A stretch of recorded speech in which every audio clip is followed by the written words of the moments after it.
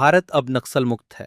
लोकसभा में गृह मंत्री अमित शाह ने ये ऐलान 30 मार्च को किया, यानी उस समय सीमा से एक दिन पहले जो उन्होंने वामपंथी चरमपंथ एलडब्ल्यूई का खात्मा करने के लिए अपनी खातिर तय की थी। उनका ये दावा 3 साल के सघन अर्धसैनिक अभियानों के बाद संभव हो पाया है। इस दौरान 4,839 माओवादियों ने आत्मसमर्पण किया, 2,218 को गिरफ्तार किया गया और 706 को मुठभेड़ों में मार गिराया गया। शाह ने एलडब्ल्यूई से निपटने को अपनी आंतरिक सुरक्षा नीति और अपनी राजनीतिक विरासत में केंद्रीय स्थान दिया। कोई हैरत नहीं कि उन्होंने इस तथ्य को उभारना चाहा कि इस मोर्चे पर उनके कार्यकाल में उठाए गए कदम और उपलब्धियां यूपीए शासन के कदमों और उपलब्धियों से कितने अलग हैं। पूर्व प्रधानमंत्री मनमोहन सिंह ने एलडब्ल्यूई को देश के सामने सबसे बड़ी आंतरिक चुनौती करार दिया था और उनकी सरकार ने साल 2009 से 10 में ऑपरेशन ग्रीन हंट शुरू किया था। ये एक व्यापक अर्धसैनिक हमला था जिस पर उन्हें अपने गठबंधन सहयोगियों से कड़ी आलोचना झेलनी पड़ी।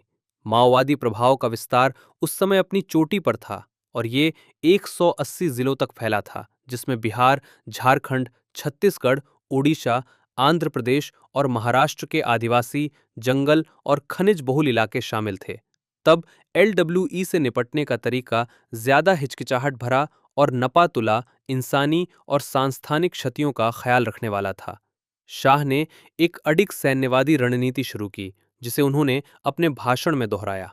उन्होंने कहा कि सरकार ने दोहरा तरीका अपनाया, हथियार डालने वालों के लिए बातचीत और पुनर्वास और मना करने वालों के लिए कोई रहम नहीं।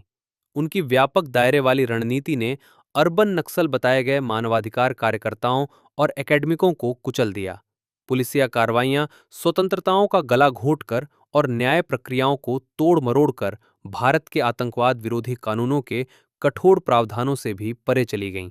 इस बात की पूरी संभावना है कि अर्धसैनिक अभियानों ने विद्रोहियों की सैन्य क्षमता उच्छिन्न कर दी है, जिससे देश के कुछ सबसे कम शासित क्षेत्रों में राज्य की मौजूदगी की संभावना खुल गई है।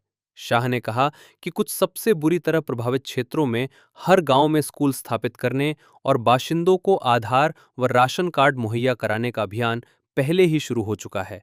उनकी ये बात सही है कि माओवादी वैचारिक आधार पर संसदीय लोकतंत्र के विरोधी हैं, जो एक ऐसी सोच है जिसका विकास होने या न होने से कोई लेना देना नहीं है। फिर भी स्थिर और शांतिपूर्ण समाज के लिए समावेशी विकास अनिवार्य है। वामपंथी चरमपंथ की पराजय से प्राकृतिक संसाधनों का क्रोनी पूंजीवादी दोहन तेज नहीं होना चाहिए, नहीं आदिवासी अधिकारों की और उपेक्षा होनी चाहिए। इसके बजाय आदिवासियों के अधिकारों के सच्चे विस्तार, संसदीय लोकतंत्र में उनकी ठीक ठाक भागीदारी और संसाधनों के दोहन में जवाबदेही का मार्ग प्रशस्त होना चाहिए। वामपंथी चरमपंथ को समेटने में अभियानगत सफलता की अगुवाई के लिए शाह श्रेय के हकदार हैं। अब उन्हें सुलह सफाई की राजनीति और लड़ाई के जख्मों को भरने की अगुवाई करनी चाहिए।